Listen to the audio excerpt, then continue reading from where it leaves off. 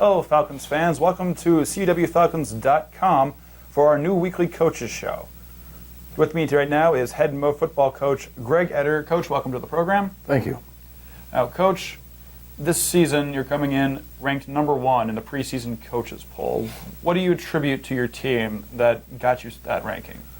Well, I think the way we finished up last year's season, winning 6 of the last 7 football games, 7 of the last 8 football games, and the way our offense really came on.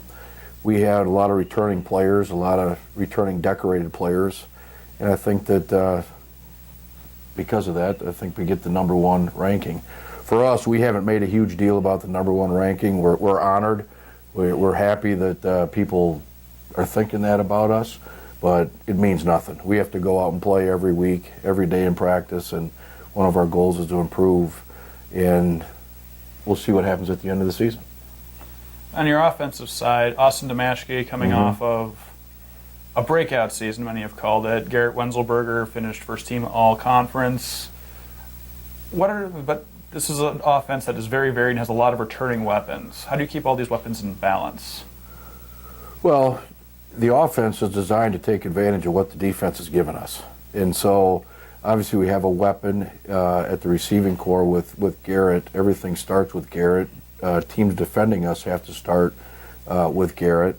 And we have some very talented receivers that, if they're taking things away, it opens up other routes and other opportunities for receivers. Austin Damashki is, yes, he's had a breakout year as a sophomore. He was a Wisconsin Private School Player of the Year. We're excited to have him back as a junior, and he's only going to grow and get better in this offense. His reads are becoming more and more natural, so we're very excited to see how he spreads the football around, how he utilizes the tools that are around him. On the defensive end, you lost quite a few of your defense to graduation. Yes. There are some key returners here, but there's going to be very much of a different defense here. Please tell us some of the changes you made on defense. Well, the defensive scheme is, we'll tweak it a little bit, but the overall philosophy is the same. Everything starts up front. We have to be able to stop the run. And we lost some key defensive linemen. We lost 2 decorated interior all-conference linebackers that we have to replace.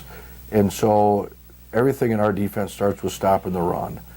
We do have, I believe, a talented defense, but right now we're inexperienced. So we're going to hopefully, from day 1 until the last game of the season, you're going to see steady improvement and guys really, their athleticism coming out as the season goes on. So we're excited to see what they get done. One of the changes, one of our interesting changes, is Joe Paul, a veteran returner for you. Normally a running back, normally a kick returner, has been moved to linebacker. Why Joe Paul for that change? Why did you select that player out of all the players you could have selected? Well, an interesting fact with Joe Paul, we might be the only team in the country at any level that has their starting inside linebacker as one of their return specialists. We use Joe Paul, we're giving Joe Paul an opportunity to play inside linebacker because what we look for at that position, we look for toughness, we look for speed, and Joe Paul has those attributes. If we kept him on the offensive side of the ball, he would have been in a rotation. And with his leadership and his toughness and his ability, we want him on the field as much as possible. Within our scheme, we think that he can become a very good inside linebacker.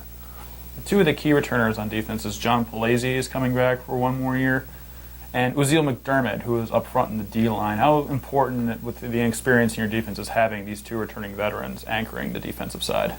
Well, it's very important. Uziel has been a starter for us since he's been a freshman, and in today's game of football, securing those edges with your defensive ends and having an athletic defensive end is very critical.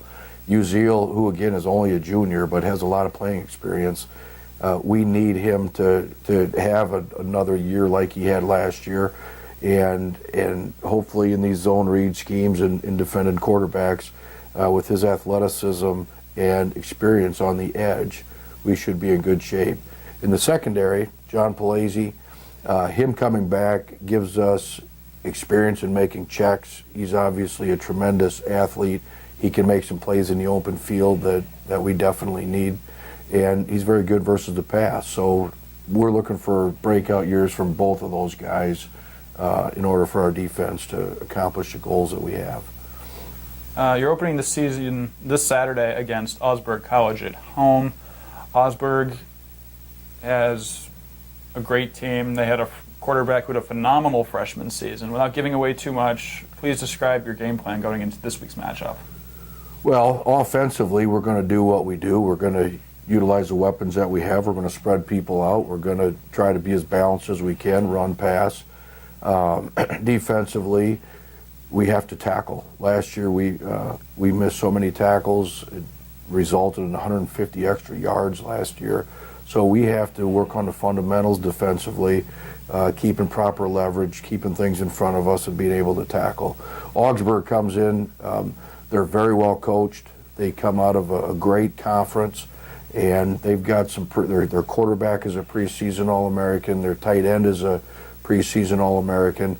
Defensively, they have very good inside linebackers. Their secondary is solid. And so we expect a great challenge. We expect it'll be a good measuring stick for us. Where are we at? What do we need to work on?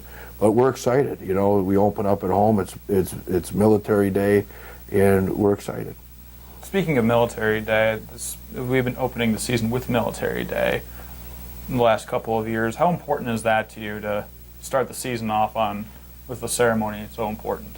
Well, we want to honor our veterans, and when I brought the idea of honoring the veterans with the first home game every year, we want to give back to the people that have given so much for us and for our country, and people that have served our country. And so it's just a small token of our appreciation that we can do for those men and women that have given so much. So hopefully the weather's nice. Hopefully they'll take advantage of coming out and enjoying a college football game.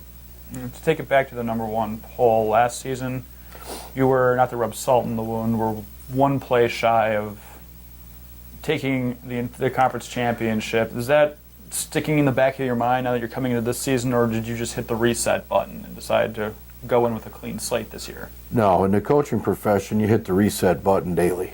I mean, whether you win a football game, whether you lose a football game, you have to hit the reset button and move on to the next opponent as quickly as you possibly can. We try to instill that in our players. Our coaches know that. Our coaches live by that. And it really goes even deeper than the next game. You have to move forward to the next play, the next day in practice, everything. What happens, you learn from it, and you move on. So, no, we've made no reference to last season. Last season is done. This is a new season. We have an ultimate goal of winning the conference championship, but we have to take little steps every day in practice, every day in the weight room, in order to have a chance to accomplish the ultimate goal at the end. So the guys are aware of it, but right now our focus is on game number one. The Falcons take on Augsburg College this Saturday at 1 p.m. at Tomasini Stadium. Stay tuned to CUWFalcons.com for a new coaches interview every Wednesday. I'm Nathan Kerner for CUWFalcons.com.